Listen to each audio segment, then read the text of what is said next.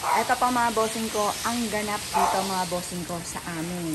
Ayan, ang dami pong mga pinag-anuhan mga bossing na simento dahil tinitibag nga po mga bossing ko itong aming swimming pool. Ayan po ang kaganapan ngayon, tinatabunan na po siya. Pero ito, talagang sobrang puro. Ang paggawa ng swimming pool mga bossing ko, puro talaga yung simento. Kaya may katigasan talaga mga bossing ko. Yung bato, ilang araw na po ito na ginagawa mga bossing. Ayan na po yung pinaka-resulta niya ngayon. Parang pa 4 days na po ito. 4 days or 5 days na po ata. Simula nung binibidyo ko po siya, gano'n na siyang katagal mga bossing. 4 na po yung gumagawa dito para mabilis po siyang matapos. Kasi hinahabol po namin, para sa mahal na araw, tapos na po siya.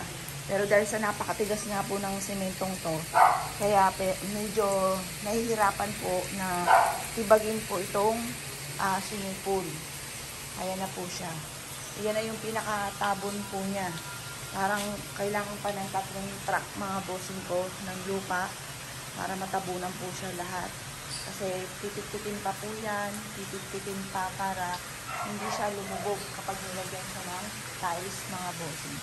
Tapos syempre, ito yung mga halaman ko, nagputian na yung itsura niya. Gawa po na nga ng lupa. Baka kasi alam niyo na yung mga semento, mainit po yan mga bossing ko sa sa dahon. Baka matsugi, kaya inaalala ko po ito kaya gano'n ko baka matsugi ang aking mga halaman. Kasi tingnan niyo po, yan nagputian po siya. Kasi nga, guwa nga po ng tinitibag mga bossing. Nugasan ko rin to kasi nga malikabok.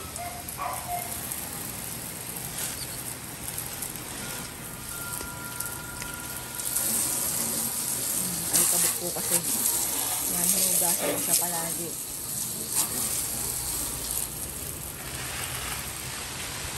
Yan, at dahil sa sobrang init ngayon ng panahon, dapat talagang pasasa yung dilig. Hindi lang basta dilig.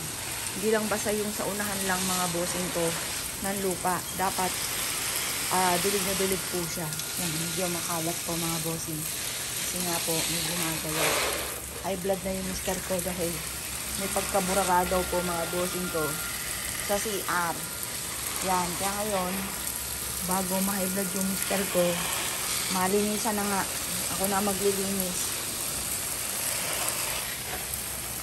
Yan. Totoo po yung sinabi na ikat yung sa rosas para may sumibol agad. Ayan po, may sumibol ka agad. Kinat po yun siya dyan. Ito po yun. Sa mga may rosas po dyan, sa mga may rose o sa mga may halaman, kahit pala hindi rosas, basta halaman mga bossing ko.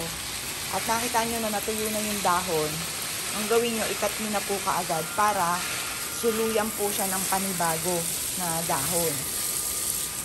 O kaya suluyan ng panibagong yun, yung aking lemon. Suluyan siya ng bagong bunga. Kasi dati-rati, pag may bunga po siya, pag natuyo na, akala ko ganun na lang. Yung pala dapat pinuputulan.